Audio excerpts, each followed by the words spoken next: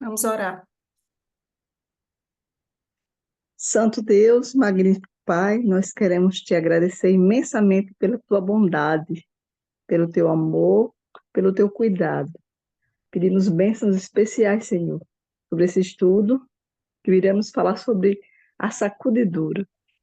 Que o Senhor abra nossa mente, nossos corações para compreender esse assunto e para que possamos estar preparados, Senhor, para que nessa sacudidura estejamos dentro do teu crivo, que não sejamos jogados fora.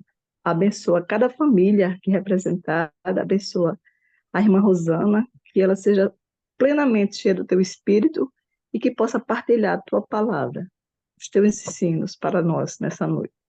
Pedimos essas bênçãos agradecidos no doce e santo nome de Jesus. Amém. Amém. Obrigada, Socorro. Deus Por nada. abençoe. Amém. Que nosso instrutor seja o Espírito Santo. Amém. Então, deixa eu compartilhar com vocês aqui a tela. Um instantinho. Pronto. Todo mundo está vendo? Sim. Muito bem. Então, gente, o nosso estudo de hoje, esse tema, a sacudidura, é o capítulo 12 do livro Eventos Finais. Olha como já avançamos. E o estudo de hoje, ele é com base em pesquisas dos pastores Eleazar Domini e também do pastor Heraldo Lopes. O pastor Heraldo Lopes, inclusive, o doutorado dele é sobre esse tema, a sacudidura. Então, temos aqui um assunto muito importante e um conteúdo bem rico. A sacudidura, entre outros temas das profecias, pregados pela Igreja Adventista, com base no que diz a Bíblia e também o espírito de profecia, é um tema que muitos de nós ainda não dominamos bem ou, de fato, não conhecemos, mas que deveríamos conhecer. Afinal, nós veremos que conhecer o processo da sacudidura nos ajuda a colocar em prática a ordem de Cristo. Aquela frasezinha famosa que eu coloco no final dos textos, cada dia do Reavivados, vigiemos e oremos. Então, Jesus, ele nos ordenou para que nós possamos vigiar e orar. E esse tema, ele também nos limita quanto ao julgamento alheio. E eu trouxe aqui um exemplo, que está em João, no capítulo 21, versículos 21 e 22. Vamos abrir nossa Bíblia? João, capítulo 21, versos 21 e 22.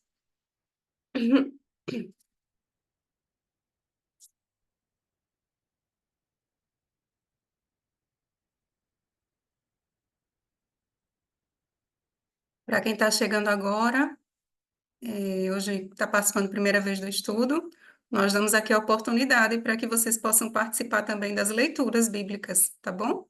Então, quem achar e puder ler, pode ler esse texto, João 21, do 21 ao 22. Só contextualizando, aqui, né, é aquela famosa conversa que Jesus tem com Pedro.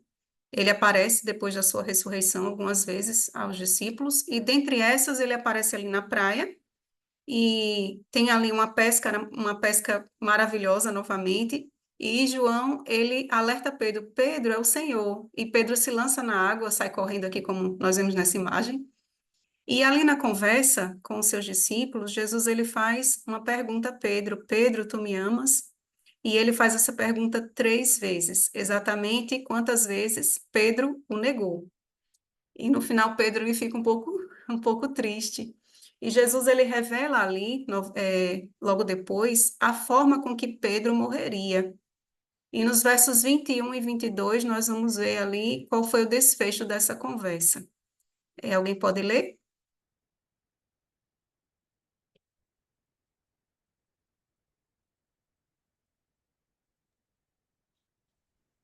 Vamos ler.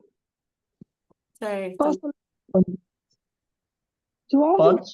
21 e 22. Desculpem a demora. Estão me ouvindo?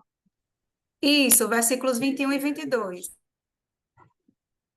Vendo Depois Pedro perguntou a Jesus: E quanto a este? Respondeu-lhe Jesus: Se eu quero que ele permaneça até que eu venha, que te importa? Quanto a ti, segue-me. Isso. Então, Pedro, ele avista ali, no verso anterior diz que ele avista ali, seguindo, né, também o discípulo a quem Jesus amava, nós sabemos que era João, e Pedro, ele faz aquela pergunta, né? Ô Senhor, e quanto a este aí? O Senhor falou de mim, falou, né, me fez essas perguntas, me disse a forma, né, revelou a forma com que eu vou te glorificar através da morte, e quanto a este? E Jesus diz algo muito importante. Se eu quero que ele permaneça até que eu venha, ou seja, se eu quiser que ele fique vivo até que eu volte, ele vai ficar. O que importa? O que te interessa isso? Então, quanto a você, siga-me. Então, Jesus ele faz esse convite a Pedro. Deixa eu passar. E o que é a sacudidura? É importante que nós compreendamos, não é? O que é a sacudidura? A sacudidura, ela é uma figura de linguagem que é emprestada da antiga técnica agrícola. Sabemos que Deus, ele, através dos seus profetas no Antigo Testamento, nós estamos vendo isso no Reavivados, através do profeta Zacarias, o Senhor usava muito de figuras de linguagem. E Jesus, né, o próprio Jesus, ele contou muitas parábolas, confirmando esse método divino, em que o Senhor ele extrai da natureza e também de práticas comuns do povo, figuras de linguagem para ilustrar uma verdade, um ensinamento. E esse processo, portanto, em que o agricultor ele peneira o trigo de forma que só cai a palha, representa a mudança de um estado de impureza para um estado de pureza, ou seja, sai a palha e fica o grão. E essa frase aqui é muito importante para nós compreendermos qual é o contexto da sacudidura nos dias finais. A palha sai e o grão fica. Amós, no capítulo 9, no versículo 9, diz assim: Porque eis que darei ordens e sacudirei a casa de Israel entre todas as nações, assim como se sacode trigo no crivo. E através do seu profeta, o Senhor diz que ele mesmo vai sacudir o seu povo. E ele promete que nenhum grão precioso vai cair fora da peneira. Nenhum grão vai se perder, mas apenas a palha vai ficar de fora. E aqui nós vamos para o primeiro tópico do nosso capítulo de hoje, que é justamente esse: ser membro da igreja não é garantia de salvação. Ser membro da igreja não é garantia de salvação, assim como fazer parte do antigo Israel também não era garantia de que fossem realmente pessoas de Deus. Então, nós precisamos ter o nosso relacionamento pessoal com o Senhor. E ela diz assim: é uma solene declaração que faço à igreja, de que nenhum entre 20 dos nomes que se acham registrados nos livros da igreja está preparado para finalizar sua história terrestre e achar-se-ia tão verdadeiramente sem Deus e sem esperança no mundo como o pecador comum. Olha só, irmãos. E aqui nós temos a parábola do joio e do trigo. O próprio Jesus usou essa figura de linguagem. Vamos abrir nossa Bíblia no livro de Mateus, no capítulo 13, versículos 24 ao 30, em que Jesus apresenta essa parábola. Mateus 13, do 24 ao 30. Quem achar, pode ler, tá bom? Posso ler, irmã? Pode sim. A parábola do joio. Outra parábola lhe propôs, dizendo: O reino dos céus é semelhante a um homem que semeou boa semente no seu campo. Mas enquanto os homens dormiam, veio o inimigo dele, semeou o joio no meio do trigo e retirou-se. E quando a erva cresceu e produziu fruto, apareceu também o joio. Então, vindo os servos do dono da casa, lhe disseram: Senhor, não semeaste boa semente no teu campo? De onde vens, pois, o joio?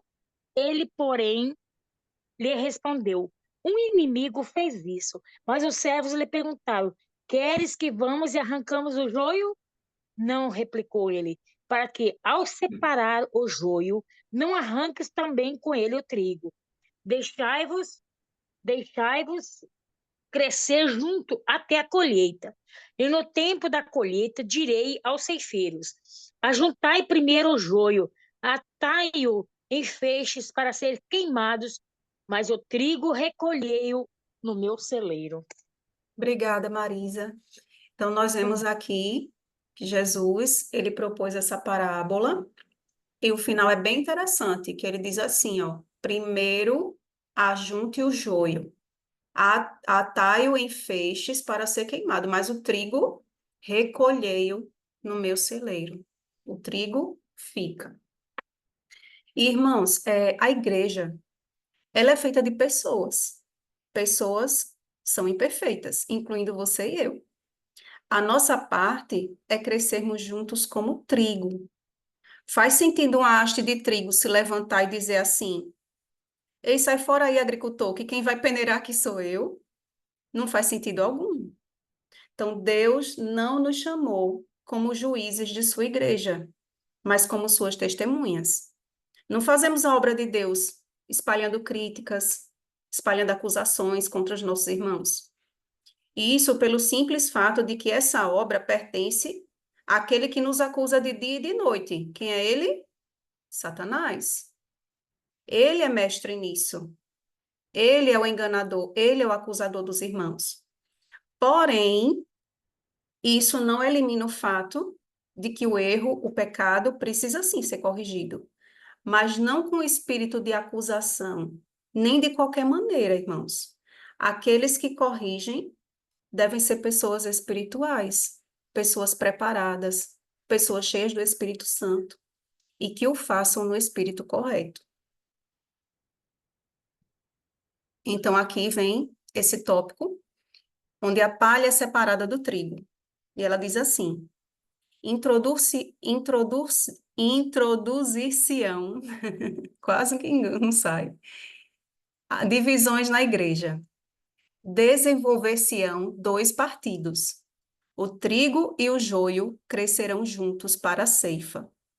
Então, como Jesus ele bem falou em sua parábola, os dois crescem juntos para que não aconteça de, arrancando o joio, arrancar junto também o trigo. E essa obra é uma obra do Senhor. E ela continua dizendo: por se multiplicar a iniquidade, o amor de muitos está esfriando. Este é precisamente o tempo em que o genuíno será o mais forte. Então, irmãos, nós precisamos clamar pelo Espírito Santo, para que nós façamos parte desse genuíno de Deus, desse povo genuíno. E ela continua dizendo assim: a história da rebelião de Datã e Abirão está se repetindo e continuará a repetir-se até o fim do tempo. Quem estará ao lado do Senhor? Quem será enganado, tornando-se também, por sua vez, um enganador? Então, aqui duas perguntas muito importantes.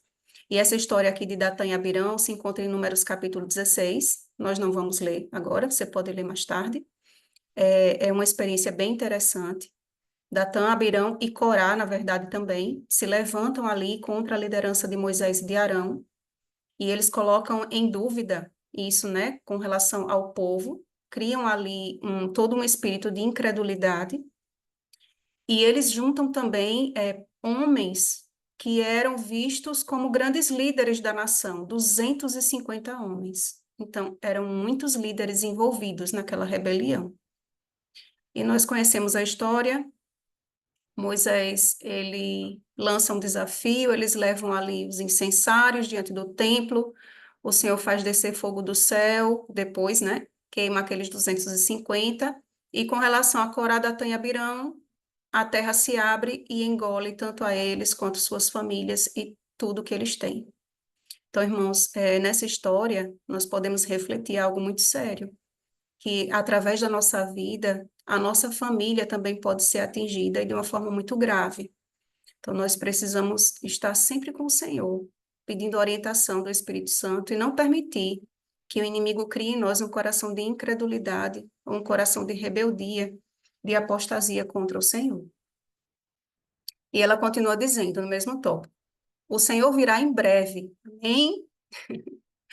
Em toda a igreja deve haver um processo tendente a aprimorar e joirar, pois entre nós há homens perversos que não amam a verdade nem honram a Deus.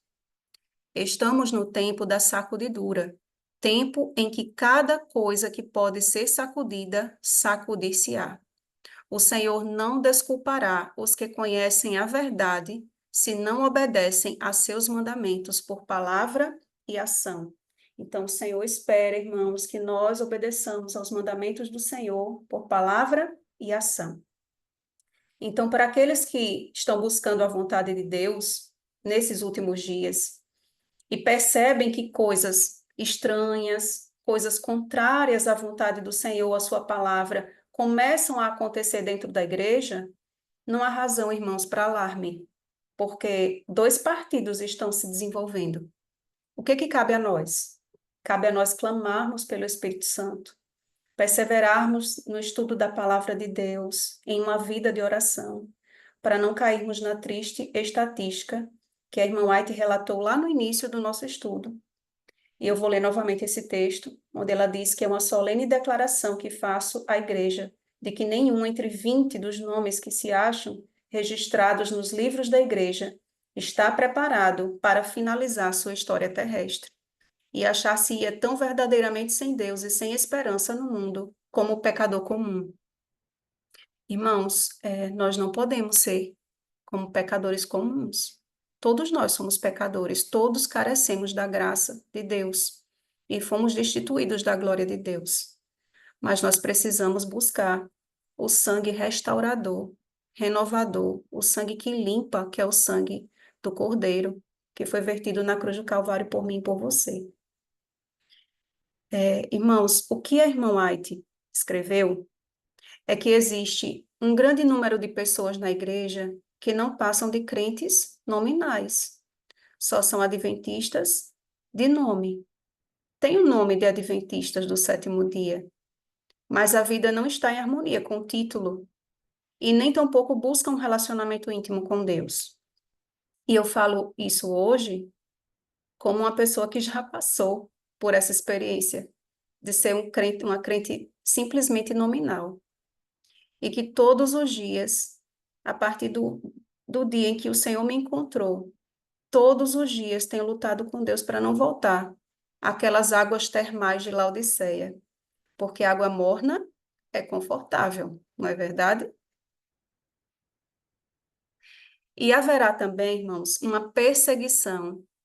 E essa perseguição é o que vai também purificar a igreja. E ela diz assim: a prosperidade multiplica a massa dos que professam. A adversidade expurga-os da igreja. Eu vou repetir isso aqui. A prosperidade multiplica a massa dos que professam. A adversidade expurga-os da igreja. Então, é muito fácil nós vivermos um cristianismo quando nós não temos nenhum tipo de perseguição. Mas quando vier a perseguição, então vai ser visto realmente quem é escória e quem é ouro. E ela continua dizendo: na ausência da perseguição, tem entrado para nossas fileiras homens que parecem sãos, de inquestionável cristianismo, mas que, caso surgisse a perseguição, sairiam de nós. Então, Deus nos livre de algo assim, que realmente o nosso coração esteja posto em Cristo e a clamar pelo Espírito Santo em nossa vida.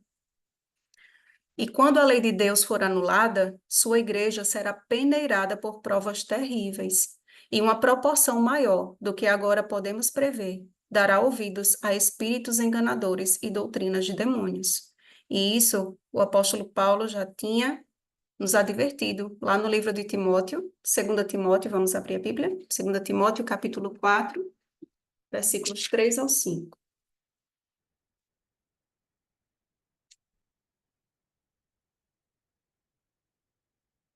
Quem achar pode ler.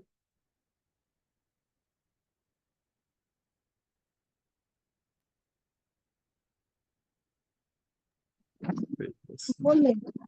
2 Timóteo, capítulo 4, versículo 3 ao 5. Isso. Pois haverá tempo em que não suportarão a sã doutrina. Pelo contrário, cercar-se-ão de mestres segundo as suas próprias cobiças, como que sentindo coceira nos ouvidos, e recusarão a dar ouvidos à verdade, entregando-se às fábulas. Isso. Obrigada, Ivone. Até o 5, Ivone. Lê também o 5.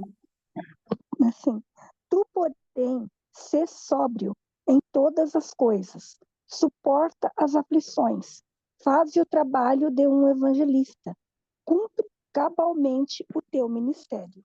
Obrigada. Então, nós vemos aqui a advertência do apóstolo Paulo, que nos nossos dias surgiriam aqueles que não suportariam a sã doutrina, ou seja, a verdade presente, e sentiriam como que coceira nos ouvidos, né? Se recusariam a dar ouvidos à verdade e se entregariam, então, às fábulas, ou seja, o que lhes agradam. E aqui no final há um conselho muito, muito importante do apóstolo, onde ele diz que nós precisamos permanecer sóbrios. E a sobriedade é com relação à vigilância. Então, o que Jesus falou, vigiai, Paulo ele repete aqui, vigie em todas as coisas, suporte as aflições, olha só, faça o trabalho de um evangelista, pregue o evangelho, cumpra cabalmente o teu ministério. Todos nós, irmãos, temos um ministério dado por Deus. Quer você saiba, quer você ainda não conheça. Mas o Senhor tem um ministério para cada um de nós, tem uma missão que nós precisamos cumprir. E só pode ser cumprida, então, pelo poder do Espírito Santo na nossa vida. E crentes superficiais renunciarão à fé. Olha o que ela diz. Se Satanás vê que Deus está abençoando o seu povo e preparando-os para discernir os enganos, trabalha com sua magistral capacidade para introduzir fanatismo de um lado e frio formalismo de outro, para que ele possa ceifar uma colheita de almas. Nós já estudamos aqui um tema que é muito importante, foi legalismo duro e graça barata. Dois extremos em um mesmo destino. Então, é exatamente isso que ela está falando aqui, e é o que tem acontecido hoje. Os que tiveram privilégios e oportunidades para tornar-se versados na verdade, mas continuam a opor-se à obra que Deus quer que seja realizada, serão expurgados, pois o Senhor não aceita o serviço daqueles cujo interesse é dividido. Jesus diz que nós não podemos servir a dois senhores. E o testemunho positivo, ele produz uma sacudidura. E que testemunho positivo é esse? Nós vamos ver, tá bom? E ela diz assim: perguntei qual o sentido da sacudidura que eu acabava de presenciar. E foi-me mostrado que fora causada pelo positivo testemunho, motivado pelo conselho da testemunha fiel aos laodiceanos. Esse testemunho terá o seu efeito sobre o coração do que o recebe, levando-o a exaltar a norma e declarar a positiva verdade. Alguns não suportarão esse claro testemunho, opor-se-lhe-ão, e isto causará uma sacudidura entre os filhos de Deus. Então, com relação aqui, ela está falando com relação à Laodiceia. O que é que Jesus falou com relação à Laodiceia e como é que Laodiceia se sente? Vamos abrir nossa Bíblia em Apocalipse, capítulo 3 e o versículo 18. Apocalipse 3, 18. Quem achar pode ler. Pode ler? Pode. Aconselho-te que de mim compre ouro refinado pelo fogo para te enriqueceres, vestiduras brancas para te vestires, a fim de que não seja manifesta a vergonha da tua nudez, e colírio para ungires os olhos, a fim de que vejas. Obrigada, Eliane. Eliane, lê o verso 17 também, por favor. 17? Uhum. Aí lê os dois de novo ou só? Lê o 17. Pois dizes, estou rico e abastado, e não preciso de coisa e nem coisa alguma, e nem sabes que tu és infeliz, sim, miserável, pobre, cego e nu. Isso, obrigada. Porque, na verdade, era 17 e 18. Então, no verso 17, nós vemos qual é a atitude de Laodiceia. Estou rico, abastado, já tenho tudo. Mas a resposta de Cristo pode ser uma resposta dura, mas é a realidade. Você é infeliz, você é miserável, você é pobre, cego e nu. Ou seja, deixe de pensar que você é autossuficiente, que você é bom e dependa completamente de mim. Então, é isso que Jesus está dizendo aqui. Quando esse conselho é atendido, um grupo vai se levantar de forma positiva e vai dizer: eu quero isso para mim, eu quero. Mas outro grupo vai dizer: não, eu estou bem assim. Como diz os jovens hoje, está tudo de boa. Tá bom do jeito que está. O meu cristianismo do jeito que eu estou vivendo. Eu estou me sentindo bem. Então, isso vai provocar uma grande sacudidura no meio do povo de Deus. E o testemunho positivo, continuando, produz uma sacudidura. Entre nós, há os que, como Acã, farão confissões quando for demasiado tarde para se salvarem. Eles não estão em harmonia com o que é correto, desprezam o testemunho positivo que atinge o coração e gostariam que fossem silenciados todos os que fazem repreensões. Olha só, lembram de Acã? Foi aquele que, quando o povo de Israel, aquela geração que entrou em Canaã, eles ali começaram a entrar na cidade de Jericó, o Senhor tinha advertido e dito: não peguem nada para vocês, não peguem nada do que está ali. Mas Acã desobedeceu, pegou ali algumas vestes babilônicas, pegou também um pouco de ouro e escondeu embaixo da sua tenda.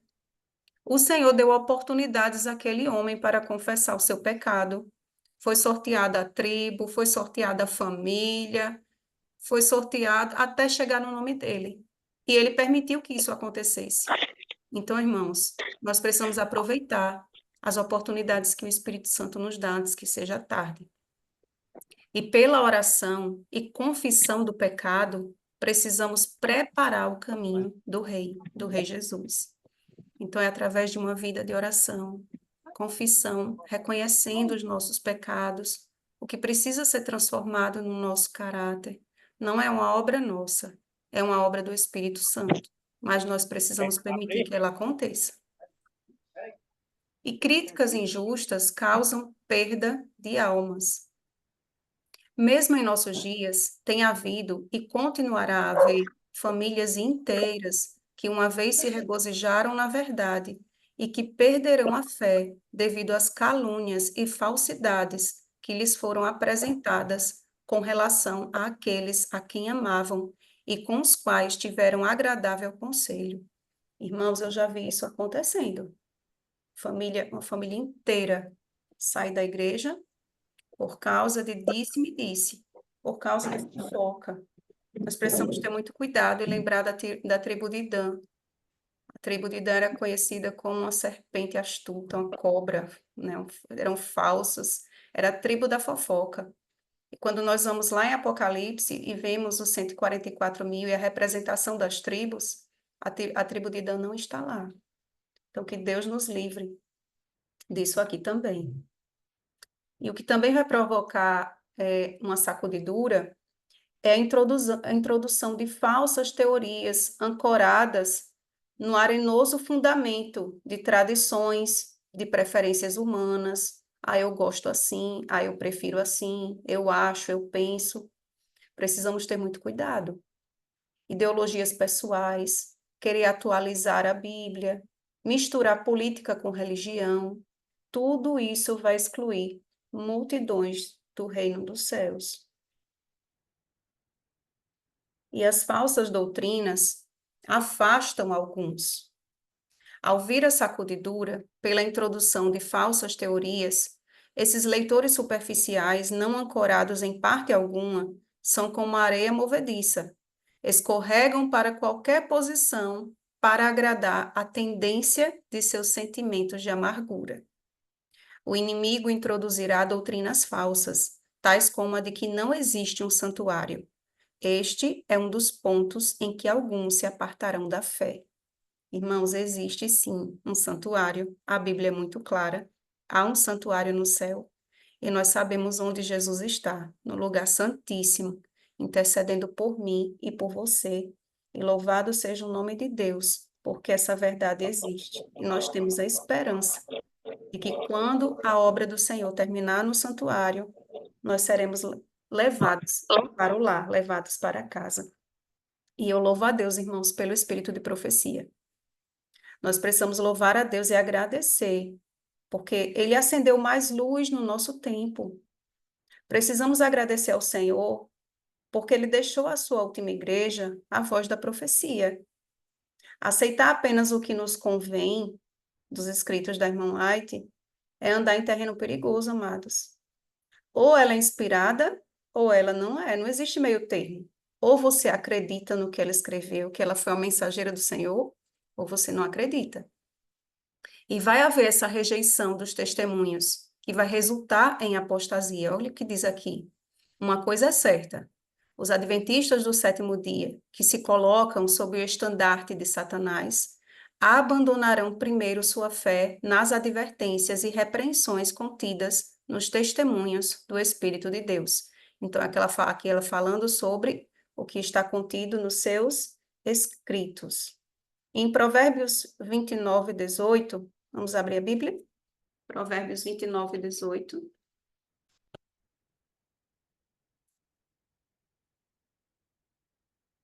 E aqui está escrito, quem pode ler?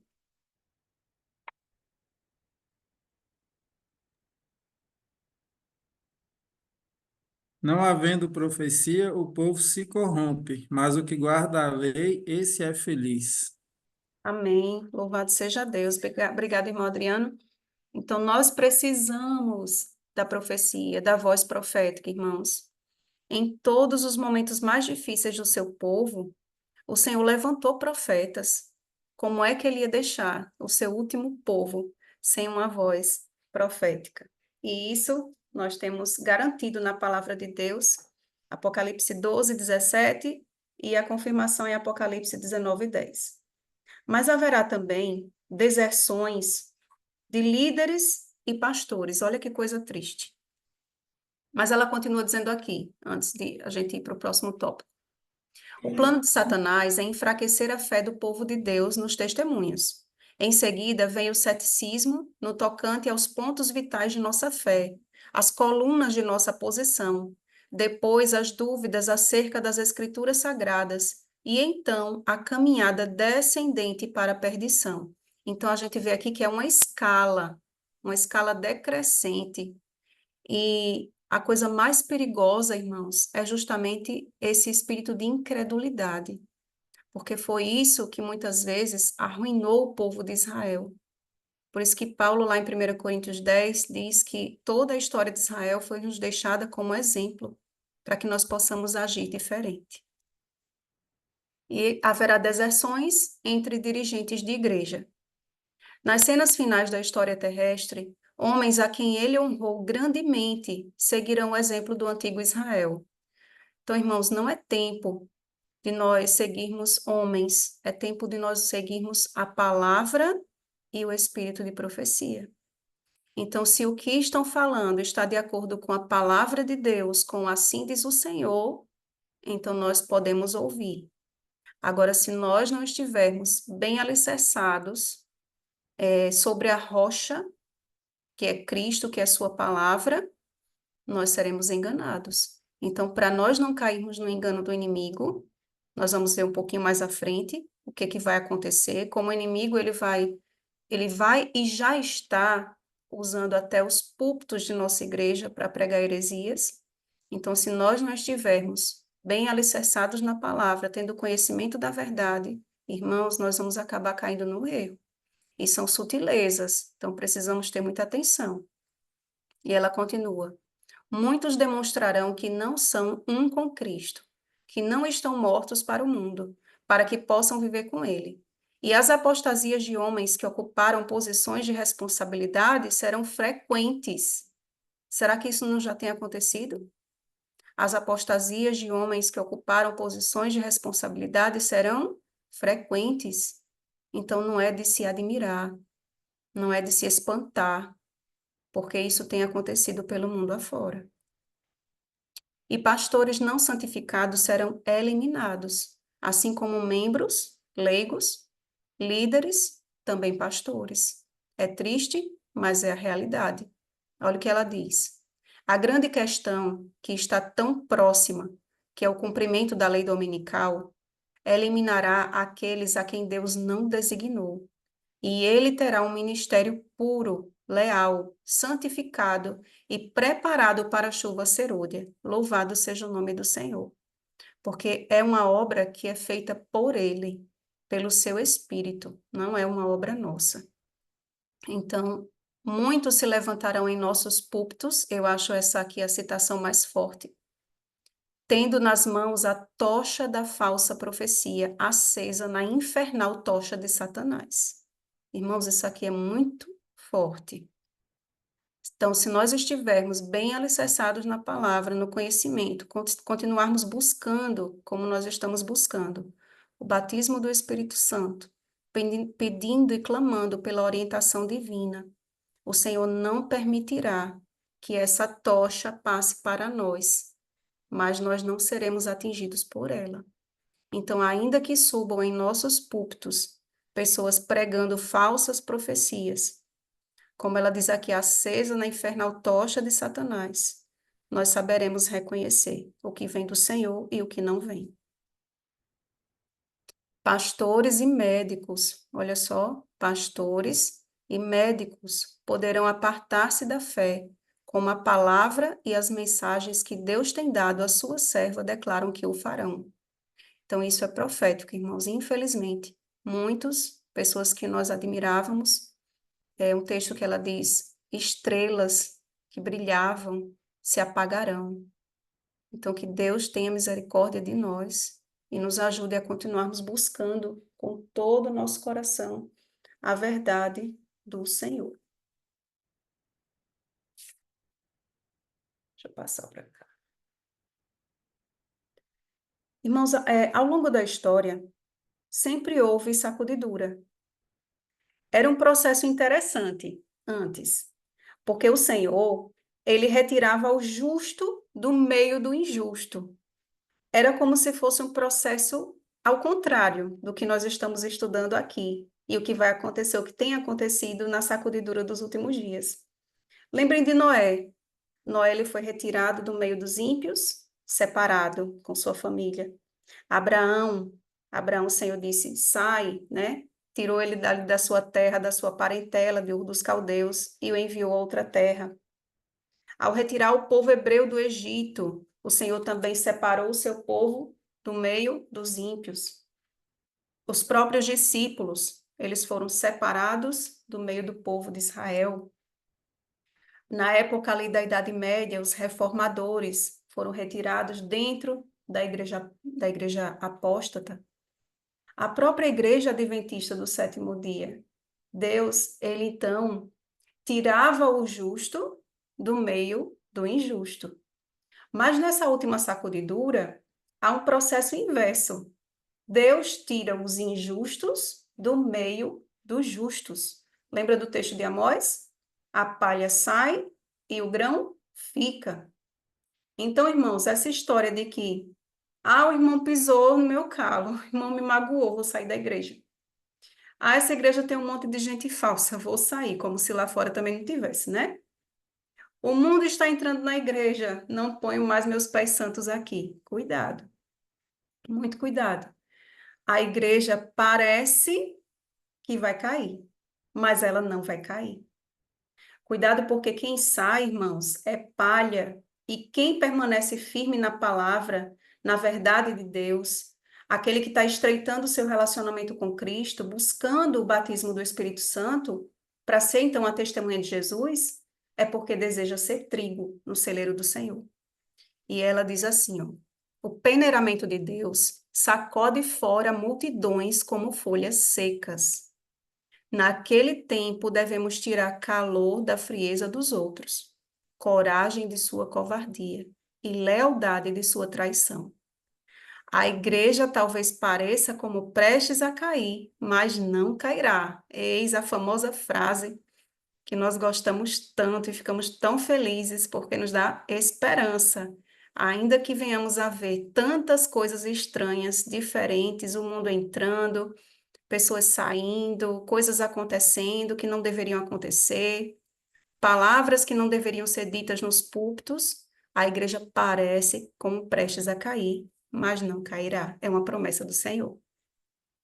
E ao aproximar-se a tempestade, essa tempestade aqui se refere ali à época da lei dominical, do decreto, uma classe numerosa que tem professado fé na mensagem do terceiro anjo, mas não tem sido santificada pela obediência à verdade, abandona sua posição, passando para as fileiras do adversário. Irmãos, ao vermos essas coisas acontecendo, não precisamos nos assustar ou nos alarmar. As profecias não vêm para nos trazer medo. É triste? É, muito triste. Mas está profetizado. Nós fomos avisados quanto a isso. E os fiéis de Deus, eles serão revelados. Olha o que ela diz. O Senhor tem servos fiéis, que se hão de revelar no tempo de sacudidura e prova. Há elementos preciosos, hoje ocultos, que não prostraram o joelho a Baal. Aqui nós lembramos da experiência de Elias.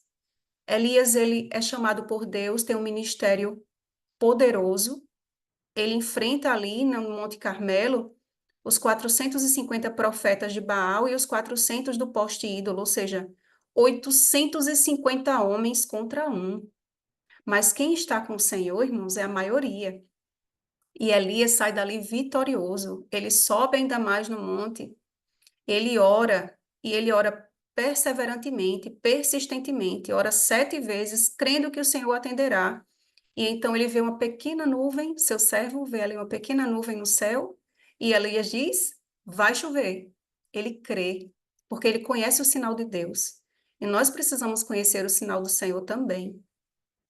E ele corre ali atrás da carruagem de Acabe, e talvez em seu coração ele pensasse, finalmente vou voltar para minha casa, vou voltar para o meu povo, vai ficar tudo bem, porque todos reconheceram que só o Senhor é Deus. Mas aí a ameaça de Jezabel faz fugir. E ele se vai para o deserto. Só que dessa vez o Senhor não mandou ele fugir, não mandou ele para o deserto. Ele foi por si. E pode ser, irmãos, que essa parte ali da vida de Elias represente a angústia do povo de Deus. Mas o Senhor, assim como ele enviou o seu anjo para alimentá-lo com pão e água, a Bíblia diz que nós seremos nos últimos dias sustentados com pão e água do céu. Anjos irão servir o povo do Senhor. Então, se Amém. muitas vezes nós nos sentimos abalados, nossa fé abalada, às vezes até momentos de depressão, de ansiedade, o Senhor nos diz hoje o mesmo que ele disse a Elias: que fazes aí? Eu ainda tenho trabalho para você. Então, há muito ainda a ser feito, irmãos. E ele ainda nos diz: há 7.000 que não prostraram o joelho a Baal.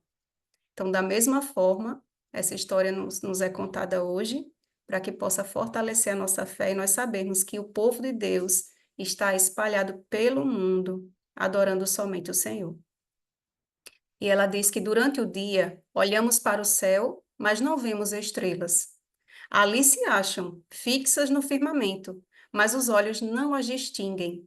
À noite lhes contemplamos o genuíno brilho. É muito interessante essa comparação que ela faz, porque ela diz que essas estrelas são aqueles que ainda não são vistos pelo mundo. Mas no momento mais escuro deste mundo, no momento mais difícil da terra, à meia-noite, como diz lá Jesus na parábola das 10 virgens, à meia-noite, essas estrelas vão aparecer, vão brilhar a luz de Cristo ao mundo, e a mensagem vai ser espalhada. E ela diz assim, ó, Levante-se a oposição. De novo, exerçam o domínio, o fanatismo e a intolerância. Acenda-se a perseguição, e os insinceros e hipócritas vacilarão, renunciando à fé. Mas o verdadeiro crente permanecerá firme como uma rocha, tornando-se mais forte a sua fé, sua esperança mais viva do que nos dias da prosperidade. Então, irmãos, em tempos de paz, em tempos de liberdade religiosa, em tempos de prosperidade, nós precisamos buscar ao Senhor, como se fosse em tempo de prova. Eu sei que cada um de nós estamos passando por provas na nossa vida, na nossa família, talvez no trabalho, mas o Senhor, através das provas, Ele promete que está nos fortalecendo, moldando o nosso caráter. E através de cada uma delas, o Espírito Santo, ele vai trabalhando na nossa mente. Porque o nosso objetivo, irmãos, é termos a mente de Cristo. E nós precisamos clamar por isso. E novos conversos ocuparão os lugares dos que se retiram. Os lugares vagos nas fileiras serão preenchidos pelos que foram representados por Cristo como tendo chegado na hora 1/10. Há muitos com quem o Espírito de Deus está lutando. Será admitido um grande número de pessoas que nestes últimos dias ouvirem a verdade pela primeira vez. Então, irmãos, o joio vai sair, mas também há trigo ainda lá fora. Há ovelhinhas do Senhor ainda dispersas em Babilônia. E o Senhor as está chamando. E muito em breve isso vai acontecer. E eu acredito que isso já está acontecendo. Estandarte após estandarte era arrastado no chão, à medida que grupo após grupo do exército do Senhor se juntava ao inimigo. E tribo após tribo das fileiras do adversário se unia ao povo de Deus que guarda os mandamentos. Então, irmãos, assim como grupo após grupo que era do exército do Senhor vai se juntar ao inimigo, a Satanás, também grupo após grupo, tribo após tribo das fileiras do inimigo vai se unir ao povo de Deus nos últimos dias. São os da hora 1/10. Que Deus nos use e nos ajude, nos encha do Espírito Santo, para que nós sejamos instrumentos do Senhor, a boca de Deus para o mundo, para chamar essas ovelhinhas que ainda estão dispersas. E é bem verdade, irmãos, que muitos vão cair. É verdade também que muitos vão se tornar perseguidores. E no fim só haverá 2 grupos, como nós vimos aqui, o joio e o trigo. Ou você será perseguido, ou você será perseguidor. Não existe um meio termo. E o apelo do Espírito Santo a nós hoje é que com todos os problemas, mesmo com todas as provas, com tudo o que vai acontecer, que nós façamos parte daqueles que permanecerão firmes e fiéis ao Senhor. Não se permita, irmãos, amados, dialogar, transitar com o mundo. Não permita que isso aconteça. Esteja com a sua vida alicerçada na palavra de Deus, nas mãos do Senhor Jesus, tendo a plena convicção de que quando a prova vier, a prova final, Deus vai estar ao nosso lado e nós seremos vitoriosos pelo nome de Jesus. Que Deus Amém. nos ajude, que nós possamos estar assim, ó, buscando ao Senhor, olhando sempre para a cruz. É por isso que a cruz do Calvário, ela vai ser o tema da eternidade, a nossa bendita redenção. Então, que o Senhor Amém. nos mantenha com os nossos olhos fixos em Jesus, o nosso Redentor. E o Amém. capítulo 13, nosso próximo estudo, vai ser sobre esse tema, a chuva serôdia, que é o que nós devemos pedir e clamar a cada dia, permitindo que o Espírito Santo derrame sobre nós, um dia de cada vez, a chuva temporã, que está nos preparando, irmãos, para a última chuva. Que Deus Amém. abençoe a todos nós. Deixa eu tirar aqui Amém. da tela.